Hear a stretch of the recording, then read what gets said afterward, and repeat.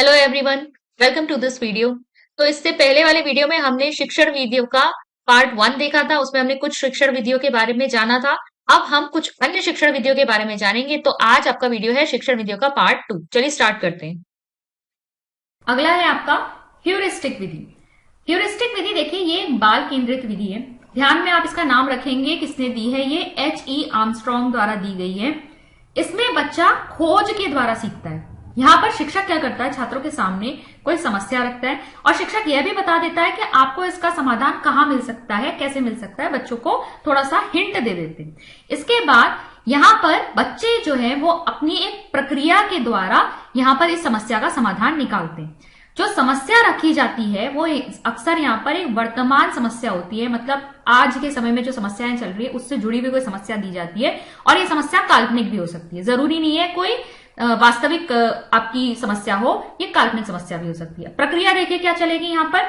सबसे पहले समस्या का चयन होगा, सिलेक्शन ऑफ द प्रॉब्लम। फिर होता है परिकल्पना तैयार करना। यहाँ पर बच्चे इस समस्या के लिए एक परिकल्पना तैयार करते हैं। परिकल्पना का मतलब है बच्चे दिमाग में ही पहले सोचेंगे कि इस प्रॉब्लम के क्या क्या सॉल्यूशन हो सकते हैं, किस तरीके से इसका समाधान निकाला जा सकता है। तो एक परिकल्पना इसके लिए बच्चे तैयार करेंगे कि इस तरीके से इसका समाधान होगा।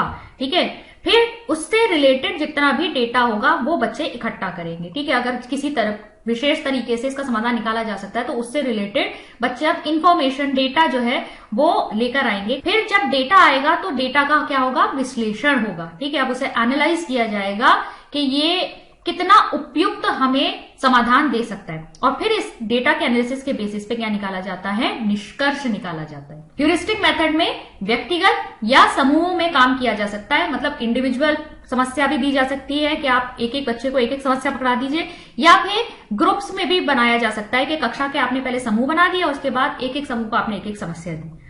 पॉलन और डंकन ने इसे समस्या समाधान विधि का है, ये चीज आप ध्यान में रखेंगे।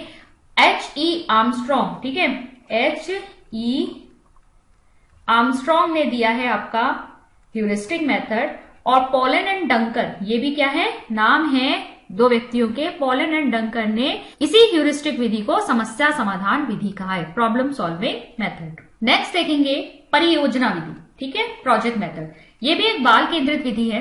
किसने दी है, ये किलपैट्रिक ने दी है, W.H. किलपैट्रिक। अब देखिए यहाँ पर भी सेम ही प्रोसेस चलता है। यहाँ पर भी ह्यूरिस्टिक मेथड की तरह बच्चों के सामने कोई समस्या दी जाती है और बच्चे उसको सॉल्व करते हैं। लेकिन देखिए फर्क क्या है, फर्क ये है कि जो समस्या दी जाएगी वो व्यवहारिक होगी, प्रैक्टिकल प्रॉब्लम होगी, मतलब वास्तविक होगी। जैसे हमने ह्यूरिस्टिक में पढ़ा था, वहां पे कोई काल्पनिक समस्या भी दी जा सकती है, लेकिन परियोजना विधि में आप जो भी समस्या बच्चों के सामने रखेंगे वो व्यवहारिक होनी चाहिए, वो रियल में एग्जिस्ट करनी चाहिए। और यहाँ पर ये जो परियोजना विधि है, इससे जो कार्य किया जाएगा वो समाज के लाभ का भी होना चाहिए। ठीक है, तो जो समस्या दी जा रही है, बच्चे जब उसका समाधान कर रहे हैं या उस प्रोजेक्ट के ऊपर काम कर रहे हैं, तो कोई रियल प्रॉब्लम होनी चाहिए, रियल प्रॉब्लम को वो सॉल्व कर रहे हो और साथ ही साथ वो समाज का कल्याण भी करे, यानी कि कुछ ना कुछ उसकी सोशल वैल्यू हो, समाज को भी उससे लाभ हो रहा। ठीक है, यहाँ पर समूह में कार्य किए जाते हैं। परियोजना में बच्चे और समाज दोनों के लिए लाभकारी होनी चाहिए, बिल्कुल सही। और व्यवहारिक ज्ञान की प्राप्ति होती है। जब कोई प्रोजेक्ट जो है वो आपकी वास्तविक समस्या को सॉल्व कर रहा है तो उससे बच्चों को कैसा ज्ञान होगा, व्यवहारिक ज्ञान होगा। नेक्स्ट देखेंगे खोज विधि। ठीक है, इंग्लिश में कहते हैं डिस्कवरी मेथड। ये भी बाल केंद्रित विधि है। यहाँ पे करके सीखने का सिद्धांत का पालन होता है। ठीक है, बच्चे जो है खुद से खोज करके सीखते हैं। क्या किया जाता है, यहाँ पर कोई पिछली घटना जो है उसका जिक्र यहाँ पर टीचर करती है, यानी टीचर बच्चों को किसी पिछली घटना के बारे में बताती है और फिर उससे रिलेटेड खोज करने के लिए कहती है। ठीक है, तो कोई पास्ट में हो चुकी, कोई भूत में हो चुकी किसी घटना का वहां पर दिया जाएगा उदाहरण, और उसके बाद मतलब उसे बताया जाएगा और उससे रिलेटेड खोज करके उसके बारे में और बच्चों को जानना होगा। फिर है नेक्स्ट आपका रोल प्ले और नाट्यकरण विधि। ठीक है, और नहीं या आएगा यहाँ पर रोल प्ले या नाट्यकरण विधि। ये भी एक बाल केंद्रित विधि है। किसने दी थी, J.L. मोरेनो ने दी थी, तो ये आप ध्यान में रखेंगे, J.L. मोरेनो। नाट्यकरण विधि में क्या होता है, बेसिकली ये नाम से ही समझ में आ रहा होगा। यहाँ पर कोई भी अगर नाटक पुस्तक में है, जैसे कि इंग्लिश ड्रामा वगैरह होते हैं, हिंदी में नाटक वगैरह होते हैं, तो उनको बजाय सिर्फ पढ़कर टीचर एक्सप्लेन करने के बजाय अगर इसको इनेक्ट करवा ले, ठीक है, क्लास में ये नाटक करवा लिया जाए तो इससे बच्चों को ज्यादा समझ में आएगा। नाटक के अंदर जो भी किरदार हैं, ठीक है, जो भी कैरेक्टर्स हैं वो बच्चों को दे दिए जाए, किसका रोल कौन प्ले करेगा ये बच्चों को बता दिया जाए, और इसके बाद वो डायलॉग जो है बच्चे क्लास में बोलकर इस पूरे ड्रामा को क्रिएट करें वहां पर। तो इससे एक तो जो ड्रामा कर रहे हैं, जो नाटक कर रहे हैं, उसमें जिसने हिस्सा लिया है उनको भी बहुत सीखने को मिलता है, और जो बच्चे देख रहे हैं उनको भी इंटरेस्ट आता है। ठीक है, अब देखिए इसमें और क्या क्या फायदे हैं। इंद्रियां सक्रिय रहती हैं। अब इसमें सेंसेस बहुत एक्टिव है। कैसे एक्टिव है? मुझे अगर अपना डायलॉग बोलना है तो मुझे ये भी तो ध्यान देना होगा कि सामने वाले का डायलॉग कब खत्म हुआ, ठीक है, उसके बाद ही तो मैं अपना डायलॉग बोलूंगी। तो यहाँ पर सुनने की, देखने की, बोलने की हर तरह की जो क्षमता है बच्चों की विकसित हो रही है। बहुत सारी इंद्रियां यहाँ पर सक्रिय रहती हैं। फिर है एकाग्रता क्षमता बढ़ती। अब एकाग्र आपको रहना पड़ेगा। अगर आपको अपना डायलॉग टाइम पे बोलना है तो आपको ध्यान देना होगा कि ड्रामा में किस वक्त क्या चल रहा है, किसका डायलॉग कब आ रहा है, तो एकाग्रता बढ़ती है। अब इसके उदाहरण देखिए क्या है। नकली अनुरूपित सामाजिक कौशल शिक्षण SSST ये प्रयोग किया जाता है बीएड की कक्षाओं में। जब बीएड करते हैं लोग तो वहां पर SSST करके एक टेक्निक होती है। रियल क्लासरूम में खड़ा करने से पहले एक अनुरूपित क्लासरूम जो है टीचर को दी जाती है। मतलब आपको रियल विद्यालय में भेजने से पहले क्या करवा लिया जाता है, जैसे मान लीजिए बीएड में बहुत सारे स्टूडेंट्स हैं तो एक जो है वो टीचर का रोल प्ले करेगा, बाकी सारे स्टूडेंट का रोल प्ले करेंगे, और उस टीचर को अपना पूरा का पूरा एक लेसन प्लान वहां बच्चों को पढ़ाना होता है। बच्चों को मतलब जो बीएड के ही व्यक्ति हैं, जो उसके साथी हैं, वो जो उस समय स्टूडेंट का किरदार निभा रहे हैं उनको पढ़ाना होता है। तो एक पूरा लेक्चर वहां देना होता है जिससे कि उसको रियल क्लासरूम को फेस करते वक्त डर ना लगे। तो ये भी किसका उदाहरण है? ये भी रोल प्ले का ही उदाहरण। ऐसी कक्षाओं में अंग्रेजी के नाटक या हिंदी के नाटक जो करवाए जाते हैं वो भी क्या है? रोल प्ले या नाट्यकरण विधि पर ही आधारित है। नेक्स्ट है आपका ब्रेनस्टॉर्मिंग विधि, बाल केंद्रित विधि है। अब देखिए ब्रेनस्टॉर्मिंग विधि किसने दी है? आपकी एलेक्स फैक्ने ऑसबर्न ने दी है। ठीक है, ऑसबर्न आप ध्यान में रखेंगे। और ब्रेनस्टॉर्मिंग विधि आपकी किस बात पे आधारित है कि एक समूह के जो विचार हैं वो एक व्यक्ति के विचार से कहीं अधिक हो सकते हैं। मतलब एक समूह जब किसी विषय पर सोचेगा, अपने विचार देगा, एक समूह ज्यादा विचार दे सकता है एक व्यक्ति से। यहाँ छात्रों के समूह बना दिए जाते हैं और उनके सामने कोई समस्या रखी जाती है और बच्चे जो हैं वो उसके कारणों और संभावित समाधानों के बारे में बहुत सारे विचार देते हैं। ये समझ लीजिए कि एक ग्रुप है, ग्रुप के सामने आपने कोई प्रॉब्लम रखी और सारे ग्रुप के जो बच्चे हैं वो इस प्रॉब्लम का एक बहुत सारे सॉल्यूशन दे देंगे। अचानक से विचारों की एक बारिश सी हो जाएगी, तूफान सा आ जाएगा और बहुत सारे समाधान जो है यहाँ पर हमें मिल जाएंगे।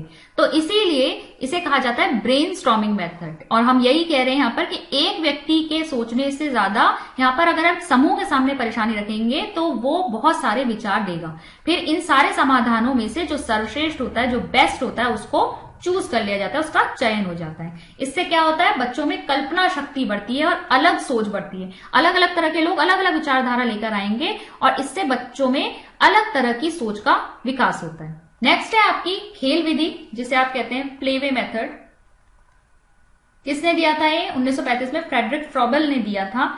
ये बच्चों के लिए उपयुक्त होती है। जो छोटे बच्चे होते हैं उनको खेल विधि के द्वारा अगर पढ़ाया जाए, भाई उनको ABCD आप लिखा के बिठा नहीं सकते कि आप बैठ के लिखो उसको कॉपी में, लेकिन छोटे छोटे बच्चों को क्या किया जा सकता है? खेल खेल में ही बहुत सारी चीजें सिखाई जाती है। इसीलिए आजकल भी आप जाके देखेंगे नर्सरी की जो कक्षाएं होती हैं या प्ले स्कूल में बच्चों को डाला जाता है, वहां पर पढ़ने का सामान नहीं रखा होता। वहां क्या होते हैं? झूले लगे होते हैं, ब्लॉक्स रखे होते हैं, ब्लॉक्स के ऊपर ABCD लिखा हुआ होता है, या इस तरह के खेल रखे होते हैं वहां पे, इस तरह के खिलौने रखे होते हैं जिससे बच्चा कुछ सीख भी सके। तो यहाँ पर क्या कहा जा रहा है? फ्रॉबेल का कहना था कि छोटे बच्चों को आप खेल खेल में ही ज्ञान दे दीजिए, खेल खेल में ही उनको सिखा दीजिए। तो बच्चा खेलते, गाते, चित्रकारी आदि करते हुए स्वाभाविक रूप से सीख जाता है। बच्चों को कलर्स के बारे में जब हमें समझाना होता है तो हम उन्हें कुछ ना कुछ ड्राइंग करने के लिए देते हैं, कौन सा कलर किसमें फिल करो। तो इस तरीके से हम बच्चों को नॉलेज देते हैं, खेल खेल में ही हम बच्चों को सिखाते हैं। फ्रॉबेल का नाम एक और जगह जुड़ता है। इन्होंने किंडरगार्टन की शुरुआत की थी। किंडरगार्टन जो आपकी KG क्लासेस होती है, और किंडरगार्टन का अर्थ क्या होता है? किंडरगार्टन का अर्थ होता है बच्चों का बगीचा। नेक्स्ट है आपका मॉन्टेसरी विधि। मॉन्टेसरी विधि दी थी डॉक्टर मारिया मॉन्टेसरी ने। जो प्रकृतिवाद को मानती थी, ठीक है, नेचुरलिस्ट थी, नेचुरलिस्ट फिलॉसफी को मानती थी। और प्रकृतिवादी क्या कहते हैं कि जो कुछ भी सीखना होता है इंसान को प्रकृति खुद सिखा देती है, ठीक है, प्राकृतिक रूप से बच्चा सीख लेगा।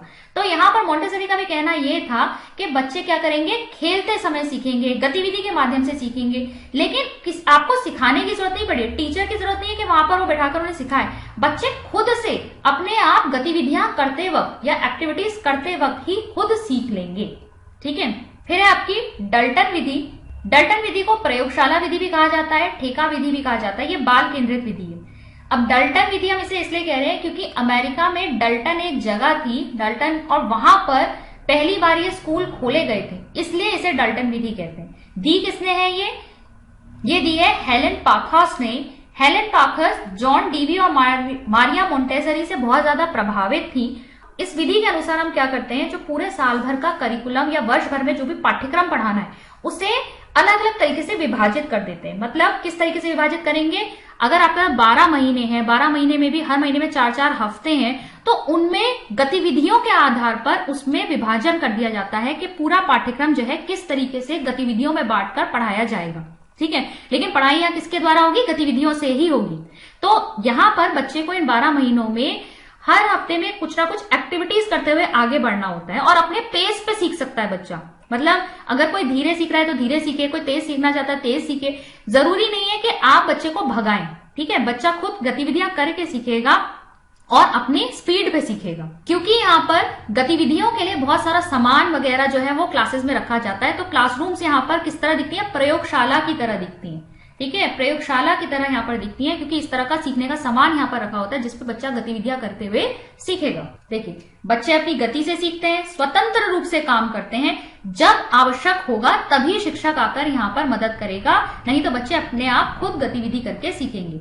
यह एक लचीली विधि है, करके सीखने का सिद्धांत का पालन किया जाता है और कक्षाएं प्रयोगशालाओं की तरह दिखती है, इसीलिए प्रयोगशाला पद्धति से कहा जाता है। फिर नेक्स्ट हम बात करेंगे आगमनात्मक विधि। ये अरस्तु द्वारा दी गई है, ठीक है, एरिस्टोटल ने दी है, लेकिन इसे आगे विकसित किया था बेकन ने। तो ऑप्शन में अगर आएगा तो आप अरिस्टोटल आया तो अरिस्टोटल लगाएंगे, बेकन आया तो बेकन भी लगा सकते हैं, ठीक है। अब इसमें क्या किया जाता है, इंडक्टिव मेथड में आप ज्ञात से अज्ञात की ओर बढ़ते हैं, विशिष्ट से सामान्य की ओर बढ़ते हैं, या उदाहरण से नियम की ओर बढ़ते हैं। तो यहाँ आप क्या करेंगे, आप पहले एग्जाम्पल समझेंगे और उसके बाद रूल तक जाएंगे, ठीक है। पहले एग्जाम्पल समझ लिए आपने और फिर आप नियम सीख रहे हैं। जैसे हमने ग्रामर में पढ़ते वक्त देखते हैं, हम ग्रामर में क्या करते हैं कि पहले आप क्या करेंगे, बहुत सारे उदाहरण बच्चों को बताएंगे कि आगरा एक जगह का नाम है, गंगा एक नदी का नाम है, राम एक व्यक्ति का नाम है, दिल्ली एक शहर का नाम है। तो ये सारी चीजें जो किसी के नाम को, किसी व्यक्ति, वस्तु या किसी जगह के नाम को बता रही, ये सब क्या है, संज्ञा है। तो पहले आपने उदाहरण दिए, फिर आपने नियम बताया, ये होती है आपकी आगमनात्मक विधि, ठीक है। तो पहले जो चीज बच्चे को ज्ञात थी, आप उससे बच्चे को अज्ञात की ओर ले गए। या फिर जो विशिष्ट, विशिष्ट मतलब एक एक करके आपने चीजें बताई, व्यक्ति का नाम बताया, नदी का नाम बताया, जगह का नाम बताया, और फिर आप सामान्य नियम की तरफ बढ़े, ठीक है। तो आप किसी भी तरह से याद कर सकते हैं, जैसे आपको याद हो, उदाहरण से नियम की ओर, ज्ञात से अज्ञात की ओर, या विशिष्ट से सामान्य की ओर। व्याकरण पढ़ाने में इसका बहुत ज्यादा उपयोग किया जाता है। अब निगुणात्मक में देखिए क्या है, ये भी आपकी दी किसने है, अरस्तु ने दी है और बेकन ने इसे विकसित किया था। यहाँ पर ये आगमनात्मक का जस्ट उल्टा होगा, बिल्कुल उसका उल्टा कैसे होगा, यहाँ पर सामान्य से विशिष्ट की ओर बढ़ेंगे, नियम से उदाहरण की ओर बढ़ेंगे। जैसे पहले गणित में हम क्या करते हैं, पहले फॉर्मूले बताते हैं और सूत्र बताएंगे और फिर हम बच्चों से क्वेश्चन करवाते हैं, एग्जाम्पल करवाते हैं। तो यहाँ पर हम उल्टा चलते हैं। ग्रामर में भी क्या हमने देखा था कि पहले आपने जैसे उदाहरण के बाद नियम बताया, फिर नियम बताने के बाद अगर नियम बच्चे को समझ में आ गया तो उसके एग्जाम्पल भी तो कर सकता है, वो उसकी एक्सरसाइज अगर आप देंगे तो वो भी तो कर पाएगा बच्चा। तो यहाँ पर निगमनात्मक विधि इस्तेमाल होती है। फिर चलेंगे आप नेक्स्ट विश्लेषण संश्लेषण। तो विश्लेषण विधि क्या होती है, विश्लेषण विधि में आप किसी भी चीज को आप सरल तत्वों में तोड़ते हैं। तो यहाँ पर आप क्या कर रहे हैं, मान लीजिए आपके पास एक मशीन है और इस मशीन के आपने अलग अलग क्या कर दिए, पार्ट्स कर दिए, तत्व देख लिए, तो ये क्या हो जाएगा, विश्लेषण विधि। तो यहाँ पर हम कैसे बढ़ते हैं, यहाँ पर हम अज्ञात से ज्ञात की ओर बढ़ते हैं, ठीक है। पहले जो चीज हमें अज्ञात थी, मशीन तो हमें समझ में नहीं आ रहा है यहाँ कहाँ फॉल्ट आ रहा है, लेकिन उसके अलग अलग तत्वों को तो हम जानते हैं, तो हम यहाँ पर उसे अलग अलग तत्वों में तोड़ लेंगे और फिर ज्ञात चीजों का हम फिर एनालिसिस करते हैं। फिर यह सोचने की एक प्रक्रिया, यहां पर क्या होता है, सोच समझ कर आप आगे बढ़ते हैं, तभी तो आप तत्वों में तोड़ेंगे। लंबा और श्रम साध्य है। तो यहाँ पर ये मेथड जो होता है ये थोड़ा लंबा होता है। जैसे अगर आपको कोई प्रॉब्लम दी गई है, मैथ्स में कोई क्या दी गई है, वर्ड प्रॉब्लम दी गई है, ठीक है, वर्ड प्रॉब्लम दी गई है, तो उसमें से आप क्या करते हैं, वर्ड प्रॉब्लम आपके लिए अज्ञात है, आपको समझ में नहीं आ रहा, लेकिन उसमें बहुत सारे तत्व ऐसे होंगे जो आपको समझ में आ रहे होंगे, आप उनको पहले अलग करके लिख लेंगे। जब आप तत्वों को अलग करके लिखेंगे फिर आप उसे सॉल्व करेंगे, सॉल्व करके फिर आप आंसर तक पहुंचेंगे। तो एक लंबा मेथड जरूर है, सोचना समझना इसमें लग रहा है, लेकिन यहाँ पर आपको फाइनल एक आंसर मिल जाता है। यह संश्लेषण का अग्रदूत है, मतलब पहले विश्लेषण होगा फिर संश्लेषण आएगा, ठीक है। अब संश्लेषण की अगर हम बात करें तो ये क्या है, यहां पर जस्ट उल्टा, यहां पे अलग अलग तत्वों को जोड़कर हम एक चीज का निर्माण कर रहे हैं, ठीक है। तो ये क्या है, आपकी ज्ञात से अज्ञात की ओर जा रही है। पहले जो ज्ञात था आप उन्हें जोड़ते गए और फिर आप जो अज्ञात एक सॉल्यूशन था वहां तक पहुंच गए। सोच की उपज है, सोच समझ के आपने क्या किया, आपने तत्वों को जोड़ा और इसके बाद आपने एक चीज बना ली, तो ये क्या हो गया, यह सोच की उपज है। स्मृति का विकास करती है और इसमें अनुमानवादी दृष्टिकोण नहीं है, मतलब यहां पर आप कुछ भी बस ऐसे ही नहीं कर रहे हैं, अनुमान लगा के नहीं कर रहे, आप सोच समझ के कर रहे हैं, आपको तत्व पता है, उन्हीं को एक एक साथ आप जोड़कर करते जा रहे हैं, ठीक है। यह विश्लेषण का अनुयायी है, मतलब पहले विश्लेषण होता है उसके बाद संश्लेषण होता है। फिर यह गणित के प्रमेय सिद्ध करने में इस्तेमाल होता है। गणित में जो आपके थ्योरम्स होते हैं, थ्योरम्स हम कैसे प्रूव करते हैं, जो जो चीजें हमें पहले से पता होती हैं उनको कंबाइन करते जाते हैं, जोड़ते जाते हैं और फिर एक फाइनल थ्योरम निकाल देते हैं, फिर एक प्रमेय सिद्ध कर देते हैं। तो यहाँ पर ये प्रमेय सिद्ध करने के लिए इस्तेमाल होती है, ठीक है। और संश्लेषण और विश्लेषण दोनों ही एक दूसरे के पूरक हैं, इसीलिए हमें जब कोई समस्या का समाधान निकालना होता है तो हमें दोनों ही विधियों का प्रयोग करना पड़ता है। और आखिर में आपकी आ रही है ड्रिल विधि।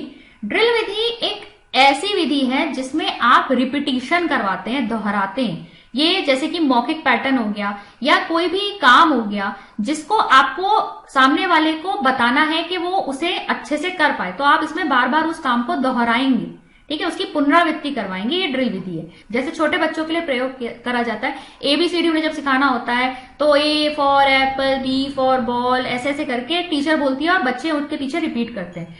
छोटी कक्षाओं में आपने ये भी देखा होगा कि टेबल्स बच्चों को जब रटवाने होते हैं क्या करा जाता है, एक बच्चे को या मॉनिटर को खड़ा कर देंगे, तुम बोलो, और उसके पीछे सारे लोग टेबल्स बोलते हैं, ठीक है। तो ये सब क्या है, ड्रिल विधि। अगर एक्टिविटी की बात करूं तो जैसे मॉक ड्रिल्स होती हैं, आपने सुना होगा स्कूलों में क्या होता है कि अगर अग्नि लग या आग लग जाए तो बच्चे कैसे निकलेंगे, कहां से भागेंगे, इसके लिए क्या की जाती है, फायर मॉक ड्रिल्स की जाती हैं। तो वहां पे भी जो ड्रिल हुई वहां पर रियल में अभी कुछ नहीं हुआ है, लेकिन मॉक ड्रिल में क्या किया जाता है, ऐसी स्थिति पैदा की जाती है कि अगर ऐसा हो फ्यूचर में तो आप किस तरीके से करेंगे, तो बच्चों की तैयारी करवाई जाती है। यहाँ हम वो एक्टिविटी बच्चों से करवाते हैं और बार बार दोहराते हैं ताकि बच्चे जो हैं समय पड़ने पर उसका इस्तेमाल कर सकें। अब बात करेंगे शिक्षण की तकनीकों की।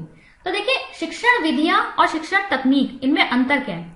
शिक्षण विधि क्या है, अमूर्त अवधारणा है। शिक्षण विधि एक अमूर्त अवधारणा है जो ये बता रही है कि किस तरीके से शिक्षण होगा, लेकिन कक्षा में हम क्या क्या तरीके इस्तेमाल करेंगे, प्रैक्टिकली कैसे करेंगे, क्या गतिविधि इस्तेमाल करेंगे, वो क्या होती है, शिक्षण तकनीक होती है। तो शिक्षण विधि एक अमूर्त अवधारणा है, जबकि शिक्षण की तकनीक क्या है, प्रैक्टिकल है, व्यवहारिक है, कि हम किस गतिविधि का प्रयोग करने वाले।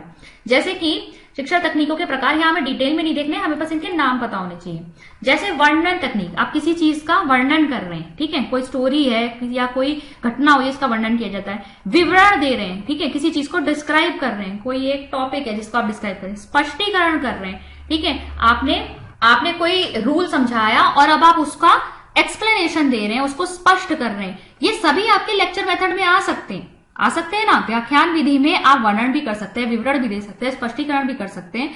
तो ये सारी तकनीकें हो गई जो आप इस्तेमाल करेंगे जब आप किसी एक विधि का प्रयोग करेंगे। ऐसे ही प्रदर्शनी तकनीक हो गई, कहानी कहने की तकनीक हो गई, पर्यवेक्षित अध्ययन तकनीक हो गई। भाई कहानी कथन विधि एक अलग बात हो गई। कहानी कथन विधि क्या हो गई, जिसमें कहानी सुनाई जा रही है, लेकिन कहानी कहने का तरीका तो सबका अलग अलग हो सकता है। कोई किसी भी तरीके से सुना सकता है, कोई हो सकता है बीच बीच में बच्चों से ही पूछे।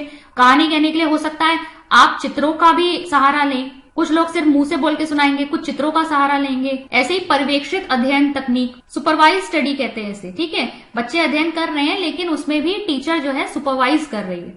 चित्रण तकनीक, ठीक है, चित्र बनाकर आप कुछ दिखा रहे हैं बच्चों को। प्रश्न करने की तकनीक, ठीक है, क्वेश्चन करने की भी एक टेक्निक होती है, कोई क्वेश्चन किस तरीके से किया जा रहा है इसकी भी अलग अलग तकनीकें होंगी। अवलोकन तकनीक, आप ऑब्जर्वेशन कर रहे हैं, बच्चों के ऊपर ध्यान दे रहे हैं, अवलोकन कर रहे हैं उनका। ड्रिल तकनीक, तो तकनीकों के हमें सिर्फ नाम यहां पर समझने थे। तो ये था आपका शिक्षण विधि और शिक्षण तकनीकों का एक टॉपिक। आई होप आज का टॉपिक आपको क्लियर हुआ होगा। मैं मिलती हूँ आपसे नेक्स्ट वीडियो में। Thank you.